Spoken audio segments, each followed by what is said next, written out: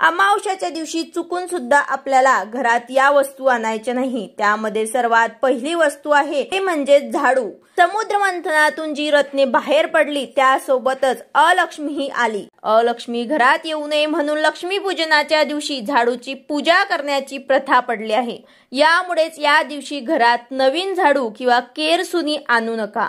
यानंतर दुसरी वस्तू आहे म्हणजे पूजा साहित्य। अमावस्येचा संबंध पित्रांशी जोडला जातो। भाद्रपदातील अमावस्या जी असते ते सर्व पित्री अमावस्या म्हणून ओळखली जाते। त्यामुळे या दिवशी शुभ कार्यांसाठी लागणारे साहित्य किंवा पूजन घरात आणू नका। अमावस्येच्या दिवशी लक्ष्मी देवीची पूजा करण्याची प्राचीन परंपरा आहे। त्यामुळे या दिवशी मांस, मटण, मद्य अशा गोष्टींची खरेदी करून त्या घरात आणू नका। तर पुढची वस्तू म्हणजे अमावस्येच्या दिवशी धनधान्य खरेदी करू नका। धनधान्याचा संबंध थेट लक्ष्मी देवीशी संबंध असतो। अमावस्येला धान्य खरेदी केल्याने पितृदोष